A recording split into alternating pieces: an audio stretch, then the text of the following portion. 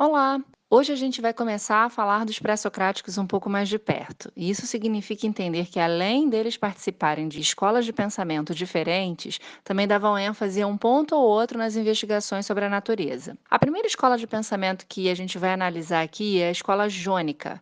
Fundada na Ásia Menor, ela estava preocupada com a ideia de physis, ou seja, com as teorias sobre a natureza. Para a galera dessa escola, havia uma causa, o princípio do mundo natural, e os jônicos achavam que essa substância era formada por uma matéria única. O fundador dessa primeira escola filosófica foi Tales de Mileto, aquele lá do teorema. Já adianto que ele é o nosso primeiro pré-socrático. Para o Tales, duas questões são fundamentais. Primeiro, para ele era indispensável o senso crítico aflorado e estimulado, porque era exatamente assim que os seus discípulos podiam e deviam pensar ideias a partir de outros pontos de vista explicativos. Os caras estavam preocupados ali com a verdade, não com o ego de quem estava falando.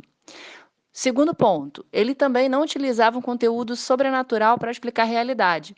É partindo dela mesma que ele vai dizer que o elemento primordial, a substância primeira que deu origem a tudo, é a água e que dela provém todas as outras coisas. Nosso segundo cara é o Anaximandro, discípulo de Tales, obedece o mestre e vai pensar longe dele. Para o Anaximandro, a origem de todas as coisas está num negócio chamado apeiron, o ilimitado.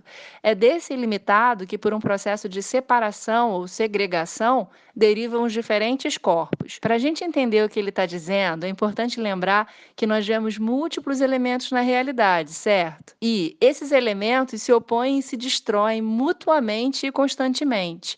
É daí, por exemplo, que resulta uma série de pares opostos, a água e o fogo, o frio e o calor, e são eles que vão constituindo o mundo. Como nenhuma substância determinada, que tem limite, pode ser adequada para ser a primeira, é para além de qualquer elemento da nossa realidade que se deve buscar o princípio do mundo, ou seja, no apeiron. Agora, para o Anaxímenes, o elemento primeiro, arqué, era o ar. Tudo sai do ar e retorna ao ar. Para ele, o ar diferencia-se nas substâncias por rarefação e condensação.